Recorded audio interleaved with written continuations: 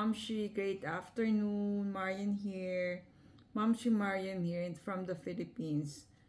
Good evening, good morning, good afternoon. Kung saan part of the world naman kayo.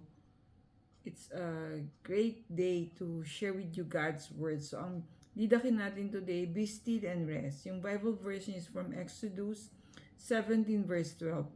They stood beside him and held up his arms, holding them steady until the sun went down. So, the one who wrote today's story, sis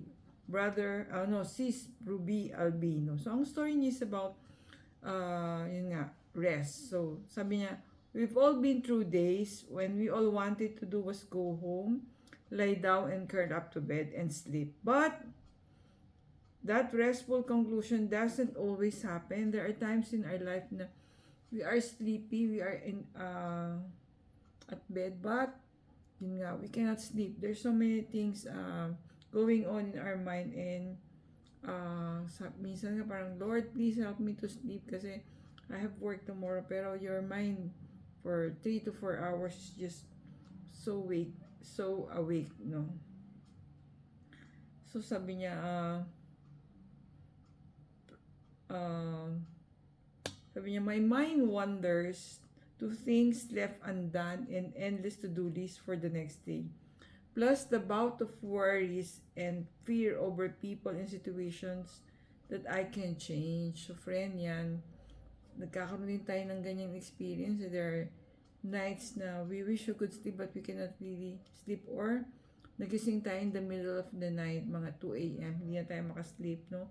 And you are so worried kasi you still have work tomorrow, you still have to go to the office. So parang, you really want to sleep so that you are restful when you report to work. So sabi nga, even Moses grew tired of holding his arms up for the Israelites to win the war. But God didn't leave him to do it alone. So yan, si Lord. When you get too tired, God will also extend His grace through reliable people who can help you. When you've done your part, be still and give God's space to move. Yon, friend, yung pala, let's give the Lord a chance to lift us up, to comfort us, and give us peace.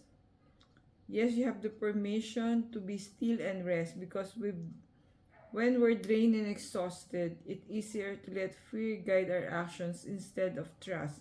And just like the Israelites should see victory because God is holding you all along. Yon, thank you, Lord, for always being there to guide, to protect, and to uplift us in times of trouble and challenges.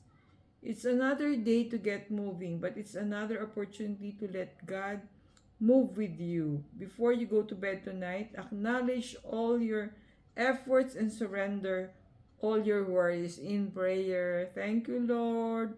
Lord, the things I have to face are greater than my strength. Help me rest in you and place my cares in your capable hand. Amen, amen. Thank you for watching, guys. See you in our next video.